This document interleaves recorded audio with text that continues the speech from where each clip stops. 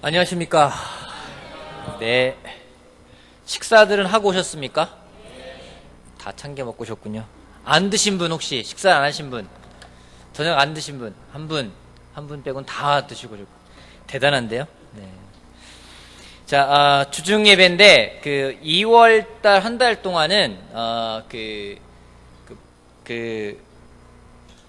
책 제목입니다. 복종에서 오는 승리라는 책 읽어보셨어요? 다 읽어보셨어요?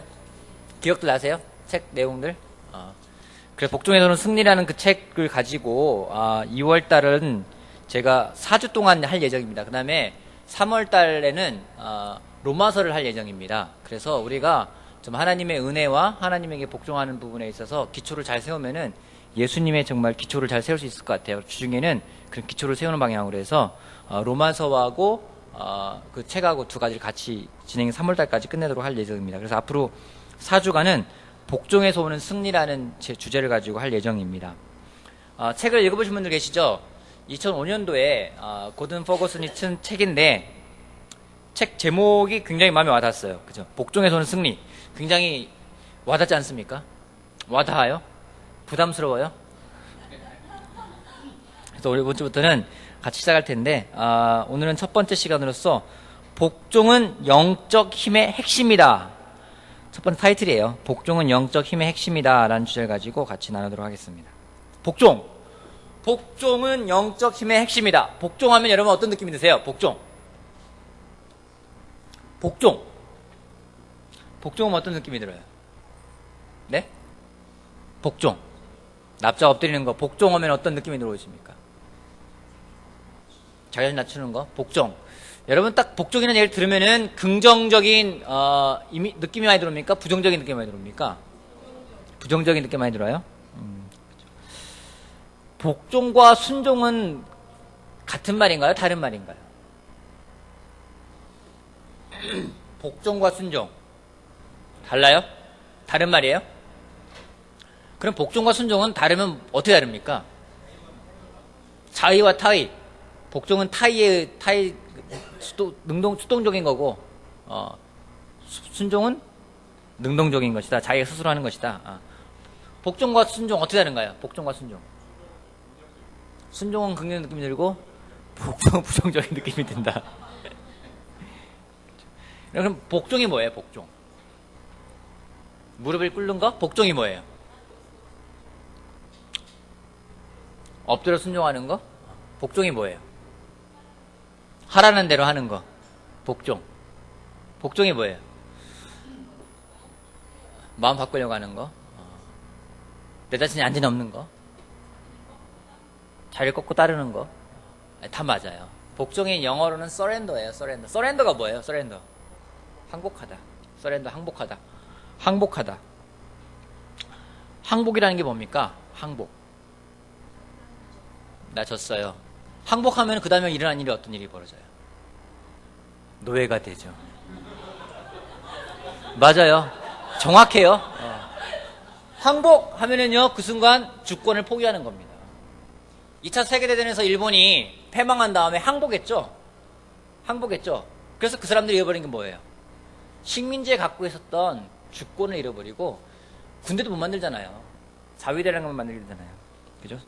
복종이라는 건 그런 겁니다. 그럼 이런 질문 해볼게요. 하나님은 우리가 하나님에게 복종하길 원하실까요? 성경적인 근거가 어디에 있습니까? 한번 성경적인 근거를 대면서 여러분 한번 말해 보십시오. 이 성경 말씀에 의하면 하나님은 우리가 하나님에게 복종하길 원하신다. 떠오르는 구절. 순종의 제사보다 그 순종이죠. 복종이 아니라. 어떤 게 있습니까? 네? 자기를 부인하고 나를 따라오너라. 정확했어요. 누가복음 14장 볼게요. 누가복음 14장. 이게 연륜이라는 게 무시 못하는 겁니다. 영적인 연륜이라는 걸. 누가복음 14장 26절 말씀부터 정말 잘 알고 있는 말씀이죠. 26절 말씀부터 읽어보겠습니다. 누구든지 내게로 오는 사람은 자기 아버지나 어머니나 아내나 자식이나 형제나 자매뿐만 아니라 심지어 자기 목숨까지도 미워하지 않으면 내 제자가 될 수 없다. 누구든지 자기 십자가를 지고 나를 따라오지 않으면 내 제자가 될 수 없다. 너희 가운데서 누가 망대를 세우려고 하면 그것을 완성할 만한 비용을 자기에게 있는지 먼저 앉아서 세마하여 보아야 하지 않겠느냐. 그렇지 않으면 기초만 놓은 채 완성하지 못하면 보는 사람들이 그를 비웃을 것이다. 이 사람이 짓기만 시작하고 끝내지는 못하였구나 하고 말할 것이다. 또 어떤 임금이 다른 임금과 싸우러 나가려면 2만 명을 거느리고서 자기에게로 쳐들어오는 그를 자기가 10,000명으로 당해낼 수 있을지 먼저 앉아서 헤아려 보아야 하지 않겠느냐. 당해낼 수 없으면 그가 아직 멀리 있을 동안에 사신을 보내서 화친을 청할 것이다. 그러므로 이와 같이 너희 가운데서 누구라도 자기 소유를 다 버리지 않으면 내 제자가 될 수 없다. 복종이죠. 자기 소유를 다 버린다는 건 복종입니다. 여러분은 복종 잘 하십니까? 잘 못하죠? 복종은 아까 말했지만 부정적인 이미지가 있기 때문에 잘 안 하려고 그래요. 그러면 우리가 왜 복종하지 못하는 것일까요? 또 어떻게 하면 우리가 복종할 수 있을까요? 그것을 앞으로 4주간에 걸쳐서 같이 배워보도록 하는 시간 갖도록 하겠습니다. 첫 번째 포인트, 나누고 싶은 포인트는 이겁니다. 믿음의 또 다른 이름이 복종이다. 믿음의 또 다른 이름이 복종이다. 믿음의 또 다른 이름이 복종이다. 요한복음 12장 말씀 보도록 할게요. 요한복음 12장.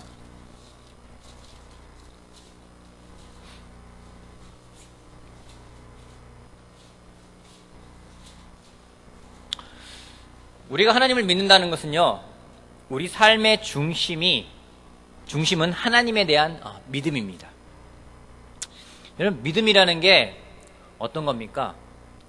하나님에 대한 믿음이라는 거는 과거를 믿어서 미래를 사는 겁니다.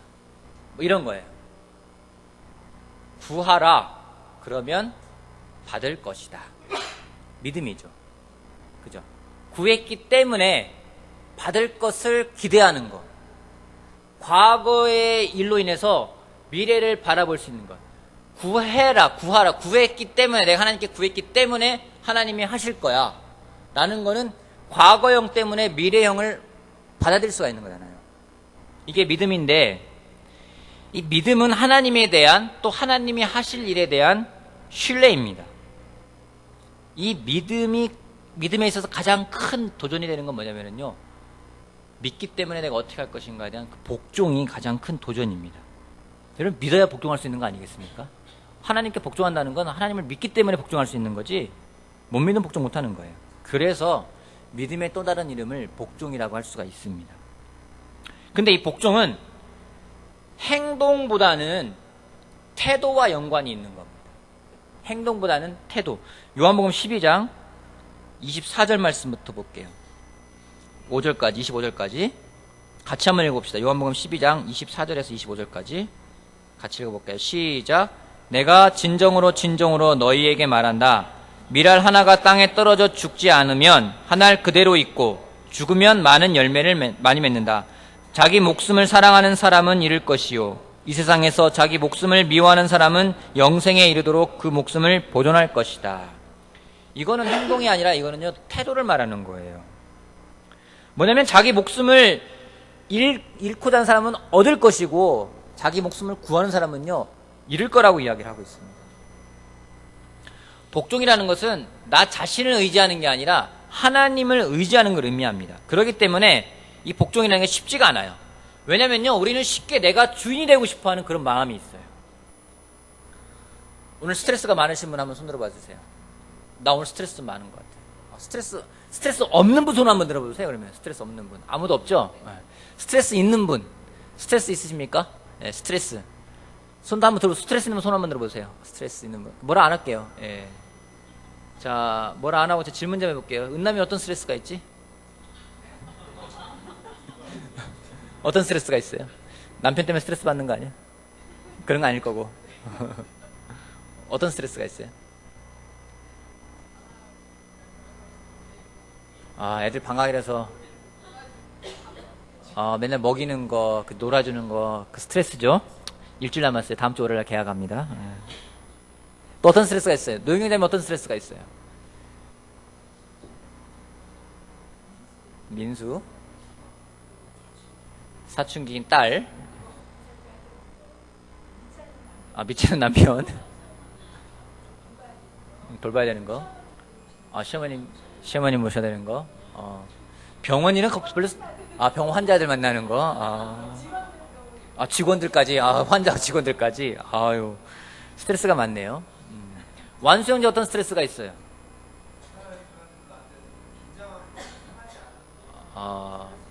회사를 들어간 지 얼마 안 됐는데, 그래서 긴장이 되고 편하지가 않다. 전현무형제 스트레스 있어요? 어떤 스트레스가 있어요? 직장에서나 사회에서나 가정에서나 어디서나 스트레스가 있군요. 어디서나. 여러분, 스트레스라는 게 왜 생기나요? 잘하고 싶어서. 스트레스는 어디서 오는 건가요? 고민해서? 걱정해서? 내 생각대로 안 돼서? 여러분, 삶이 피곤하죠? 그죠? 왜 피곤할까요? 사는 게 피곤해요? 그냥? 생각할 게 많아서? 여러분, 회사에서 직원하고 사장하고 차이점이 있습니다. 어떤 차이가 있나요? 직원과 사장의 차이. 월급을 주고 월급을 주지 않고. 노영경자매는 이제 오너니까 직원들이 생각하는 것하고는 다르겠죠. 그죠? 네. 그 사장은 퇴근하면은 어떤 생각을 해요? 회사 생각해요? 안 해요? 회사 생각하죠? 그쵸? 계속 생각해요. 이 회사를 어떻게 운영할 것인가? 이거 어떻게 운영해야 잘 될 것인가? 내일 계약은 잘 될 것인가? 이번 달에 직원들 월급은 잘 줄 수 있을까? 회사를 잘 굴려야 되는데 많은 생각을 해요. 그죠? 직원은 퇴근하면 회사 생각해요? 안 해요? 안 하죠. 하기도 싫고.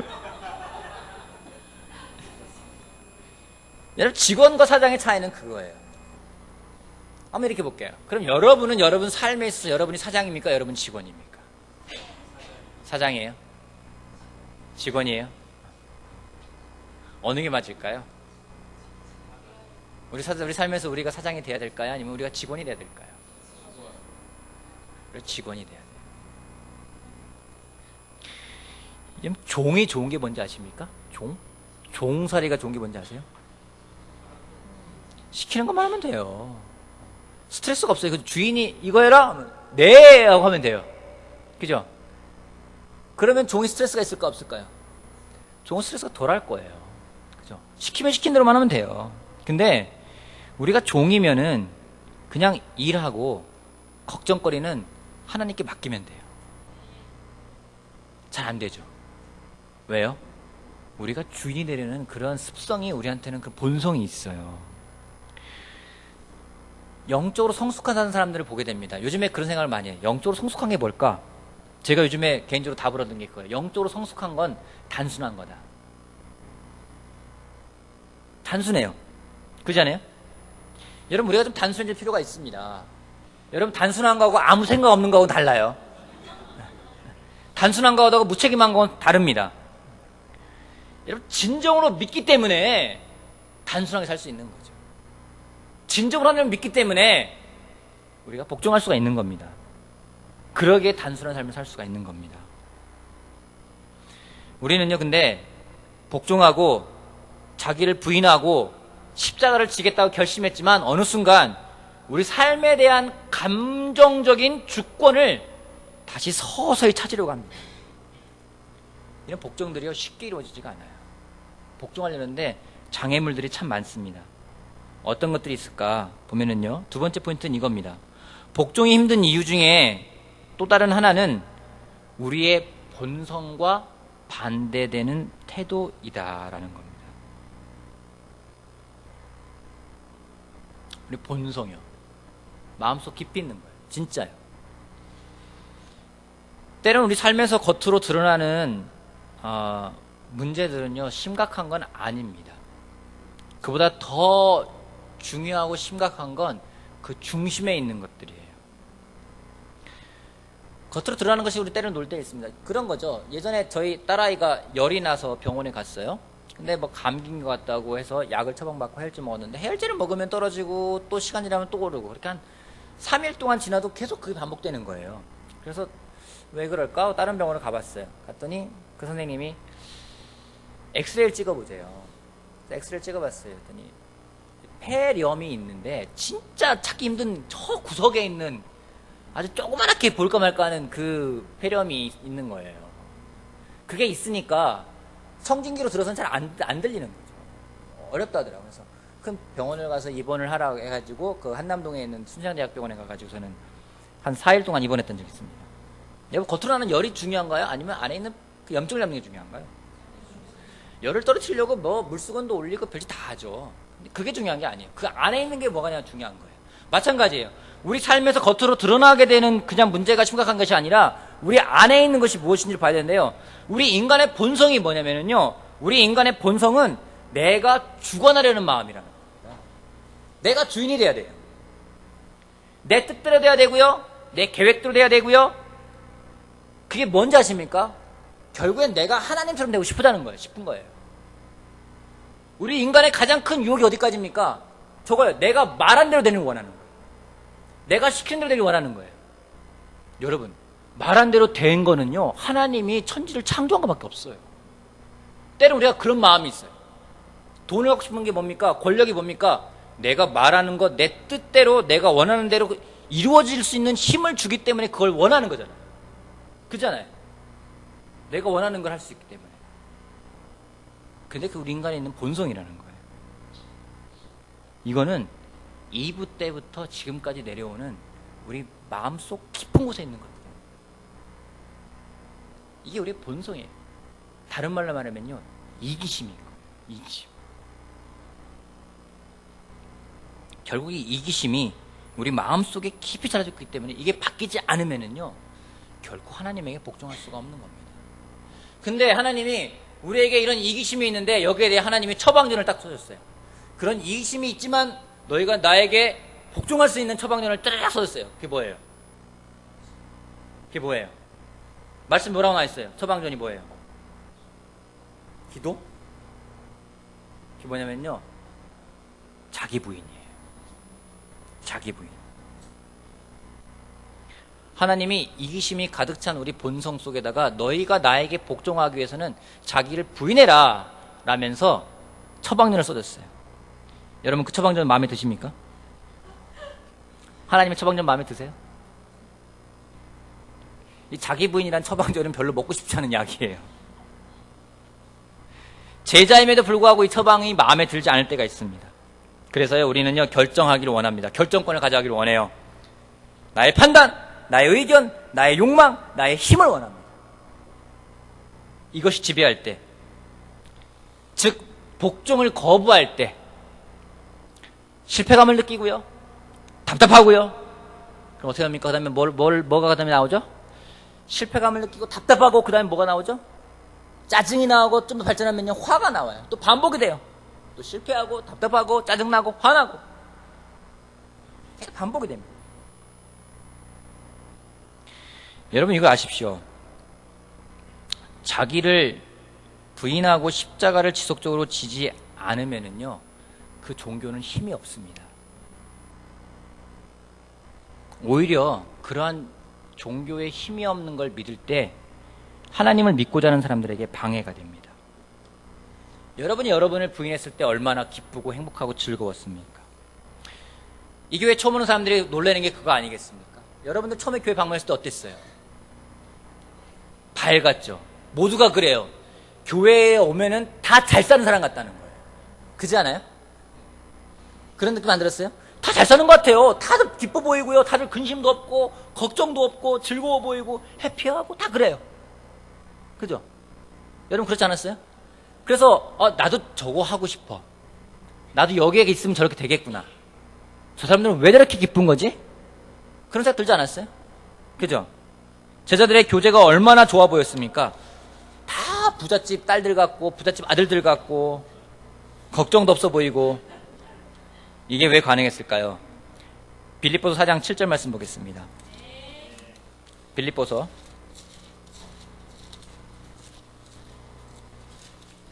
4장 6절부터 7절까지 외우겠죠? 아마 많은 사람들이 외우길 바라는 구절입니다. 제가 자 6절 7절 같이 읽어봅시다. 시작. 아무것도 염려하지 말고 모든 일을 오직 기도와 간구로 하고 여러분이 바라는 것을 감사하는 마음으로 하나님께 아뢰십시오. 그리하면 사람의 헤아림을 뛰어넘는 하나님의 평화가 여러분의 마음과 생각을 그리스도 예수 안에서 지켜줄 것입니다. 우리가 그때 이거 했어요. 여러분, 아무것도 염려하지 말고 오직 모든 일을 기도와 간구로 하고 여러분이 바라는 것을 감사하는 마음으로 하나님께 아뢰는다는 건요, 자기를 부인한다는 얘기예요. 자기 부인이 다른 게 아니에요. 내 마음에 감정이 있지만 일단 그 염려와 그 모든 일들을 내가 하나님께 기도와 간구로 감사하는 마음으로 아뢰겠다. 그렇게 아뢰었을 때 정말로 우리 사람의 헤아림을 뛰어넘는 하나님의 평화라고 했어요. 여러분, 죄보다 더 무거운 게 뭔지 아십니까? 죄보다 더 무거운 거는요, 힘이 없는 종교라는 멍해입니다. 힘이 없는 종교라는 멍해예요. 주님을 따르겠다는 사람들이 매일매일 십자가를 매달리지 않는 기독교는 힘이 없고 단언컨대 쓸모없는 종교입니다. 우리는 둘 중에 하나를 택하면 돼요. 생명을 버려 생명을 얻거나 생명을 붙잡아서 생명을 잃거나, 둘 중에 하나입니다. 우리가 고백합니다. 예수님은 나의 주님이십니다. 내 삶의 모든 것의 주님이시다라고 했는데, 예수님이 우리 삶의 모든 것의 주님이 아니라 일부분만의 주님이라면요, 그건 우리의 주님이 아닌 거죠. 저는 복종의 반대가 불순종인 줄 알았어요. 근데 연구하고 기도하고 생각하면서, 복종의 반대말이 뭘까요? 복종의 반대말이 뭘까요? 복종의 반대말이요, 이기심이에요. 자기를 죽이지 않는 거죠. 자아를 버리지 않는 거죠. 여러분, 싸움할 때 서렌더, 항복하지 않는 건 뭐예요? 싸우고 있어요. 종호형하고 저 싸우면 종호형이 이기겠죠? 저보다 눈쳐주니까. 근데 딱 싸울 것 같아. 내가 질 것 같아. 그럼 나 항복 이래야 되잖아요. 그죠? 근데 항복하지 않고 들어와 이러면 뭐예요? 항복하지 않고 이렇게 하고 있던 뭐예요? 그는 대적하는 거예요. 하나님이 있는데 분명히 말씀했죠. 2만 명을 거느리고 오는데 10,000명으로 당해낼 수 없으면요, 항복! 이러면 평화롭게 지낼 수 있어요. 근데 들어와봐. 그냥 나를 버리지 않겠다는 건요, 하나님을 대적하는 거라는 거죠. 그건 교만한 겁니다. 안타깝게도 우리가 살아가는 세상은 하나님에게 항복하여서 그분의 말씀을 따르기보다는요, 다른 방법들을 제시합니다. 세상은요, 복종이라는 게 없어요. 절대 굴복하지 말아라. 절대 포기하지 말아라. never stop, never give up. 절대로 포기하지 말아라. 뭔가 복종하는 건 굴복당하는 것처럼 생각할 때가 있습니다. 그래서 자아를 키웁니다. 내가 얼마나 뛰어난 사람인지, 내가 얼마나 놀라운 사람인지, 자존심인지, 자신감인지, 자존감인지 많은 것들에서 나를 키우려고 해요. 내가 얼마나 놀라운 사람인지. 성경에 과연 그렇게 나와 있을까요? 여러분, 제가 내 구절 살 때는 잘 찾아오십시오. 먼저 이사야서 64장 보겠습니다. 이사야 64장. 이사야 64장 6절. 이사야 64장 6절. 이사야 64장 6절 말씀 보면요, 우리는 모두 부정한 자와 같고 우리의 모든 의는 더러운 옷과 같습니다. 우리는 모두 나뭇잎처럼 시들었으니 우리의 죄악이 바람처럼 우리를 휘몰아갑니다. 예레미야 볼게요. 예레미야 10장. 예레미야 10장 23절 말씀 보겠습니다. 예레미야 10장 23절. 주님, 사람이 자기 운명의 주인이 아니라는 것을 제가 이제 깨달았습니다. 아무도 자기 생명을 조종하지 못한다는 것도 제가 이제 알았습니다. 예레미야 17장 9절 말씀 볼게요. 예레미야 17장 9절. 만물보다 더 거짓되고 아주 썩은 것은 사람의 마음이니 누가 그 속을 알 수 있겠습니까? 신약은 로마서 볼게요. 로마서 7장 18절 말씀. 7장 18절. 나는 내 속에 곧 내 육신 속에 선한 것이 깃들어 있지 않다는 것을 압니다. 나는 선을 행하려는 의지는 있으나 그것을 행하지 않으니 말입니다. 나는 내가 원하는 선한 일은 하지 않고 도리어 원하지 않는 악한 일을 합니다. 여러분, 인간이 우리가 때로는요, 놀라운 것 같지만요, 우리의 본성이 이거예요. 원래 우리가 이런 겁니다. 근데 놀랍게도 감사한 건, 은혜라는 것은 이러한 우리를 하나님이 사랑하신다는 겁니다. 근데 세상은요, 이런 약함을 내어놓는 게 아니라 이런 약점을 드러내기보다는요, 보완할 방법들을 찾게 합니다. 그게 세상의 방식입니다. 대표적인 그 두 가지를 그 책에서도 이야기하고 저도 동감하는 분인데요. 이런 말이 있어요. 하나는 이거예요. 생각의 전환으로 문제를 해결하고 성공하라. 이런 말이 있어요. 세상은 성공을 이야기합니다. 성공이 뭐예요? 성공. 이렇게 물어볼게요. 여러분 성공했습니까? 이 가운데 나는 성공했다 하시는 분 있어요?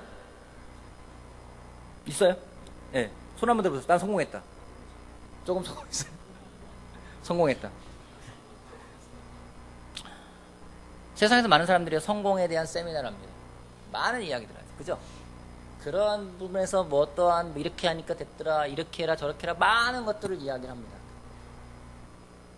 근데 성공했다는 게 많은 걸 가진 걸 말하잖아요.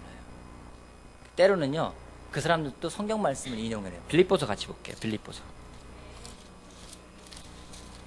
4장 13절 말씀 같이 한번 읽어봅시다. 4장 13절 말씀.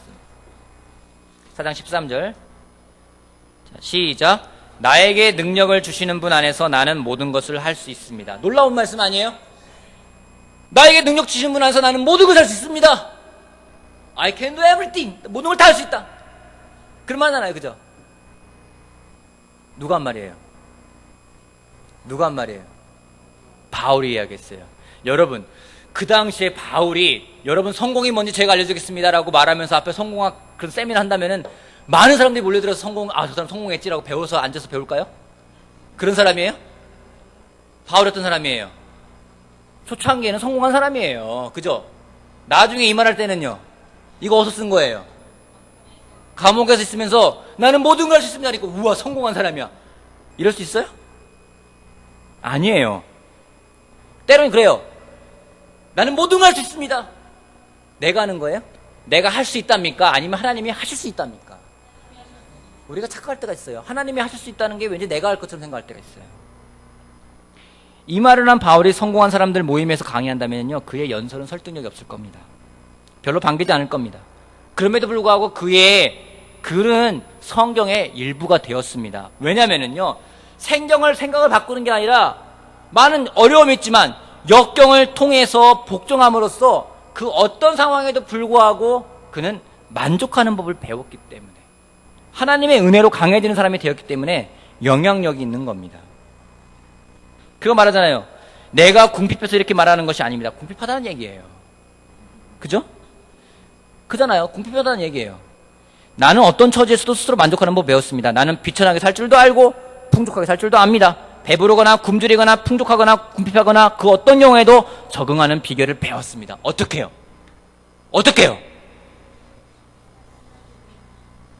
좋은 시간 통해서? 아니요. 어려운 시간을 통해서 그 시간에 하나님이 코너로 모시죠. 항복할 때까지 몰아요. 하나님이 바울을 항복할 때까지 몰았어요. 몰고 들어서 이래도 항복 안 할래? 바울이 항복해요. 그때 그거 배운 거예요. 말하는 내용보다 말하는 사람의 삶이 더 중요한 겁니다. 바울이 그걸 이야기하고 있는 거예요. 세상에 그런 풍조가 때론 우리를 항복하지 못하게 만들 때가 있습니다. 하나님께 복종하지 못하게 만들 때가 있습니다. 또 하나는요, 인간 중심적인 학문이고 인간 중심적인 사고입니다. 대표적인 것이 심리학과 정신분석학이요. 제가 이런 학문을 비하하는 게 아닙니다. 이런 학문은 인간을 인간적인 방식으로 이해하는 데 도움이 됩니다. 제가 말했지만요, 인간을 인간적인 방식으로 이해하는 데 도움이 됩니다. 사람을 이해하는 데 도움이 됩니다. 이런 것 외에 사람을 보는 것에 대한 성경적인 기초를 습득한다면 굉장히 유용한 도구가 될 수 있어요. 그래서 인간이 인간을 분석하고 또 심리를 파악하고 또는 이 프로이트라는 사람이 만들어낸 그런 많은 정신 분석학이 만연되어서 지금은 정말로 많은 사람들이 이런 상담을 받고 있고 많은 상담가들이 있습니다. 여러분, 하나님이 우리에 대한 기대가 뭘까요? 로마서 15장 말씀 보겠습니다. 로마서 15장.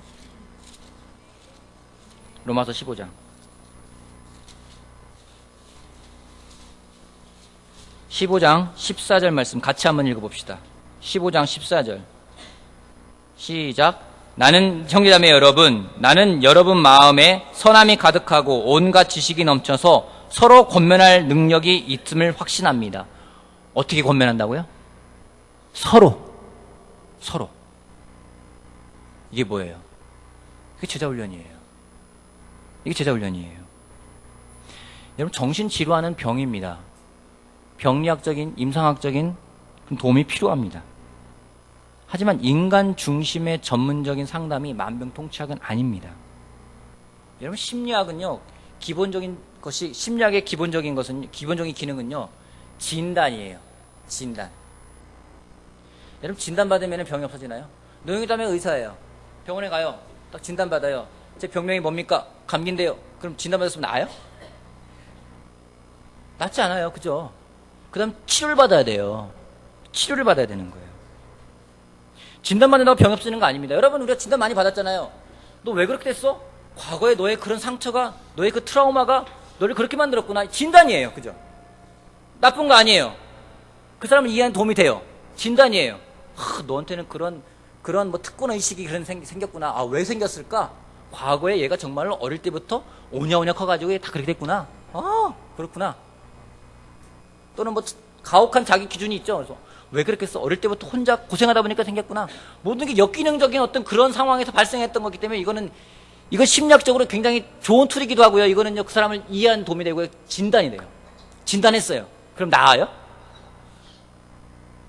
보니까 얘는 어릴 때부터 가혹하게 당했구나. 사회적으로 소외가 됐구나.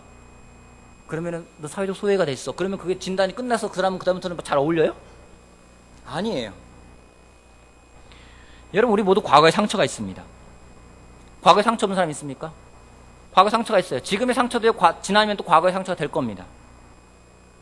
중요한 것은요, 그 상처를 어떻게 바라보고 어떻게 반응하냐입니다. 그것을 보며 우리 삶에 하나님이 얼마나 필요한지를 알 수도 있고, 또 반대로 인간적인 답을 구할 수도 있습니다. 여러분의 컴플렉스가 있죠? 여러분의 컴플렉스가 뭡니까? 없을 것 같아요, 아무도. 그죠? 컴플렉스가 뭐예요? 솔직하게 얘기해봅시다. 자신있게 말할 수 있는 사람. 나의 컴플렉스는 이겁니다. 네? 아, 민수. 그런 아들이 있는 컴플렉스예요. 또 본인에게 있는 컴플렉스. 어떤 게 있습니까? 나는 뭐 예를 들어서 나는 뭐 코가 못생겼어. 이런 거 있잖아요. 나는 뭐 눈이 짝짝이야. 뭐 이런 거. 컴플렉스 있잖아요. 어떤 게 있어요? 살 누구예요? 살. 어디서 살 주셨어요? 누구? 살살 얘기했어요? 여러분, 그 사람에게 그 컴플렉스가 왜 생겼는지 아는 게 그 사람을 변화시키는데 도움이 주는 게 아니라요, 그렇기 때문에 그 상황을 하나님에게 가져가는 것이 그 사람을 변화시킬 수 있는 겁니다. 우리가 믿는 게 그거 아닙니까? 우리가 믿는 게 그거 아니에요? 과거를 어떻게 바꿀 것인가, 현재 상황을 어떻게 바꿀 것인가가 중요한 게 아닙니다. 왜냐면요, 과거는 늦었습니다. 과거 돌아갈 거예요? 아니에요. 현재도요, 따지고 보면 그다지 할 게 별로 없습니다. 우리 능력이 그거잖아요. 그 상황 어떻게 바꿀 거예요? 중요한 거는 과거를 어떻게 바꿀 것인가, 현재를 어떻게 바꿀 것인가, 그게 아니고요, 나를 어떻게 바꿀 것인지. 과거와 현재 상황을 통해서 하나님께 내가 항복하고 어떻게 성장할지가 중요한 겁니다. 하나님은 어떤 죄가 우리에게 행해진 것이든지 우리가 행한 것이든지 죄의 결과 때문에 우리가 하나님께 무릎을 꿇고 도움을 구하는 걸 원하시는 겁니다. 그게 복종이고 그것이 항복하는 겁니다. 하나님 앞에 깨어지는 것이요. 그 일로 인해서 하나님 앞에 내가 무릎을 꿇을 수 있는 것이요. 그러면요, 그것은 축복이 될 수 있습니다. 그 상처는요, 하나님의 축복이 될 수가 있어요. 근데 거기에 연연해서 하나님 앞에 깨어지기보다는요, 그냥 좋은 말을 들으면서 그럭저럭 살아간다면은, 하나님께 복종하지 않는다면은요, 아무 변화가 없습니다. 마태복음 21장 보도록 할게요. 마태복음 21장. 하나님이 분명하게 말씀하시는 것이 이겁니다. 44절 말씀. 이 돌 위에 떨어지는 사람은 부서질 것이요. 이 돌이 어떤 사람 위에 떨어지면 그를 가루로 만들어 놓을 것이다. 무서운 말씀 아니에요. 내가 하나님 앞에 깨어질 것인지 아니면 버티다가 하나님이 눌러가지고 정말 가루가 될 것인지 그건 나의 선택이라는 거예요. 과거에 있는 많은 것들이, 많은 아픔들이 나를 하나님께 가게 만들고 하나님께 무릎 꿇게 만들고 하나님의 도움을 구하게 한다면 그건 하나님의 축복임에 틀림이 없습니다. 하지만 복종하지 않고 내가 그거를 꾹 안고 어떻게든지 간에 그거를 품고 가려 한다면요, 그만큼 비참한 것은 없을 것입니다. 하나님에게 복종할 수 있는 우리의 본성을 꺾고 하나님께 복종할 수 있는 그러한 우리가 되길 바라겠습니다. 아멘. 세 번째는요, 하나님은 역설적인 방법으로 우리를 복종하게끔 훈련하신다는 겁니다. 하나님은 굉장히 역설적인 방법을 많이 쓰세요. 성경에 역설적인 표현들이 많이 나와 있죠. 어떤 게 있습니까? 역설적이다. 여러분, 언제 강해집니까? 그쵸? 이게 역설적인 표현인 거예요. 아셨죠? 내가 약할 때 강해질 수 있다. 또 어떤 게 있습니까? 역설적인 거. 죽을 거면 살고자 하면 죽을 것이다. 역설적인 거예요. 그죠? 그잖아요. 강함은 약함을 통해서, 생명은 죽음을 통해서. 우리가 언제 승리한대요? 우리가 하나님께 복종할 때, 항복할 때. 항복은 진 건데 승리할 거라고 이야기하고 있어요. 근데 우리는 쉽게 복종하지 못합니다. 출애굽을 보면 굉장히 재밌습니다. 한번 여러분 잘 보세요. 하나님이 이스라엘 백성들의 그 울부짖음을 듣고서는 내가 너를 구하겠다 하면서 모세를 보내서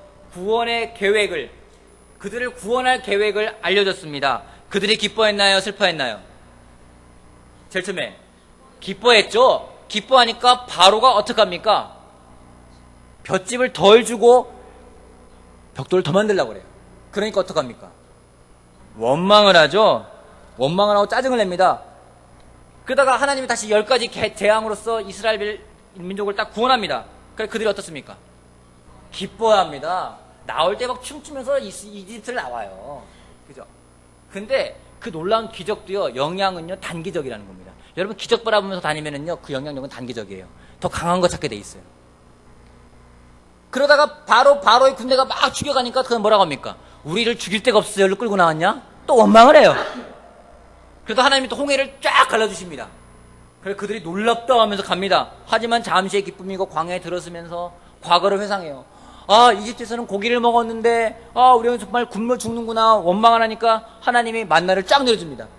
아, 고기 먹고 싶어. 아, 목말라 하니까 하나님 물을 딱 내줘요. 고기가 먹고 싶어 하니까 메추라기를 딱 보내줘요. 근데도요, 계속 원망하고 40년간 그렇게 살아요. 그 놀라운 거 뭔지 아십니까? 40년이라는 시간이 흘러가지고 그들이 요단강을 건널 때는요, 정말 한 방에 순종해요. 딱.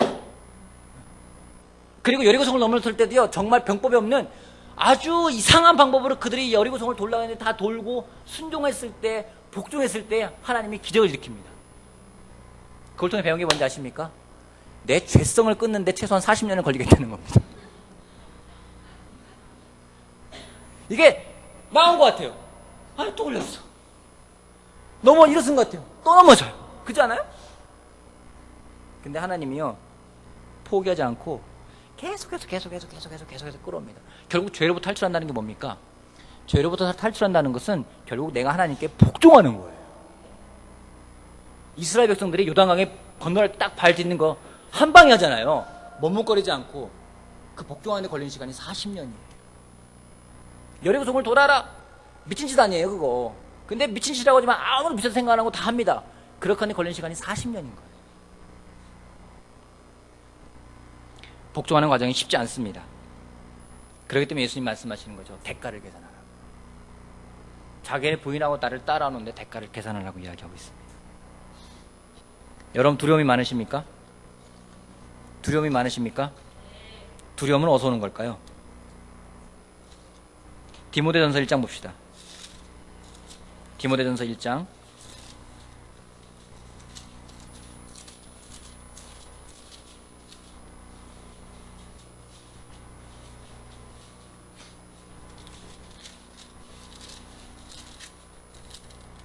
후서입니다. 죄송합니다.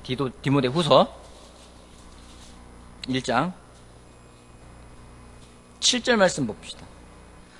하나님께서는 우리에게 비겁함의 영을 주신 것이 아니라 능력과 사랑과 절제의 영을 주셨습니다. 하나님 우리에게 비겁함, 두려움 말이에요. 하나님이 우리에게 두려움을 준다는 말이 아니에요. 두려움은요, 하나님이 주는 게 아니에요. 사탄이 우리 삶을 좌지우지하려 할 때, 우리가 거기에 모여가지고 하나님께 항복하지 않고 내가 뭔가 좌지우지하려 할 때, 그때 우리는 두려움이 오는 겁니다.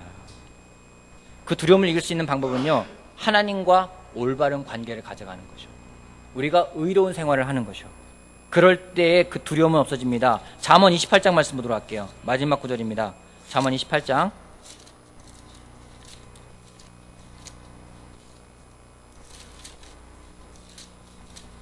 1절 말씀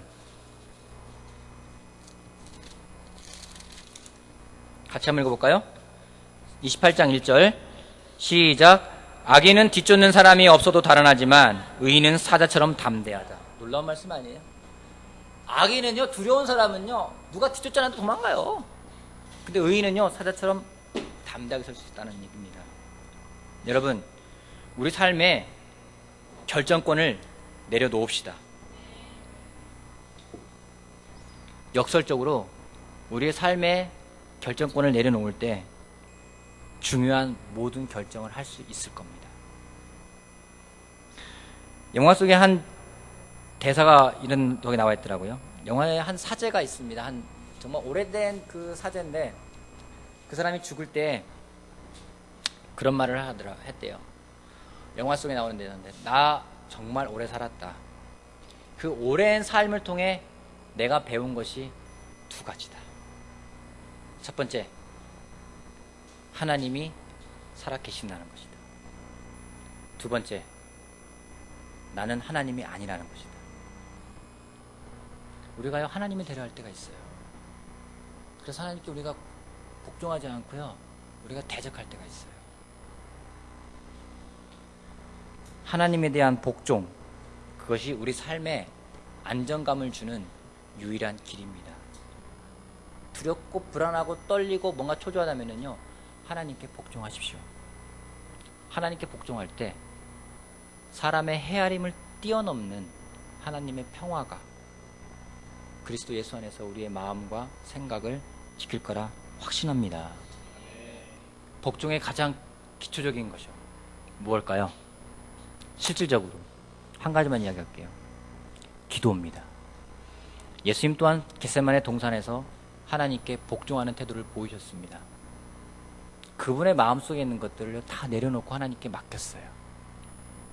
우리 오래 기도하자고 얘가 계속 이야기하고 있습니다. 하나님 앞에 내려놓을 수 있는 시간을 가져가길 바라겠습니다. 매일매일 십자가를 지는 거죠. 요즘에 제가 가끔 우리 교회 카페에 들어가 봅니다. 들어가면서 제가 글은 올리지 않는데요, 참 볼 때마다 놀라운 것들이 있어요. 거기 보면은 무슨 성화, 무슨 아침 햇살 현경 해가지고 뭐 미스테리 그녀, 그 다음에 뭐 구자역은 또 뭐더라, 무슨 자역 해가지고 화이트함을 올려요. 이 사람들이 정말 끊임없이 올려요. 존경스러워요. 저도 그걸 못할 것 같아요. 1년이 지나고 2년 지나도 6시만 올리고, 누구는 어떤 때 경쟁부터 하죠. 누가 6시 올리면 그 다음 5시 반에 올리고, 누구는 5시 20분 올리고, 뭐 미리 올려놓고 자는지 모르겠지만은 막 그렇게 하고 있어. 뭐 예약 걸어놓은 거 없겠죠? 그런 거 안 되죠. 기능 없죠. 예. 대단해요. 놀라워요. 여러분, 하나님한테 복종하는 모습을 보고 있으면요, 정말 제가 보는 느낌 뭔지 아십니까? 저 표현력이 떨어지는 사람인데요, 그렇게 복종하는 사람 보면은요, 딱 한마디 할 수 있어요. 아름답다. 여러분, 복종하는 모습은요, 치욕적인 게 아닙니다. 하나님께 무릎을 꿇을 수 있는 그 자세는요, 정말 아름다운 겁니다. 하나님에게 무릎을 꿇고 기도함으로 나의 마음을 내려놓고 나의 주권을 내려놓는 우리 모두가 되길 바라겠습니다. 마치겠습니다.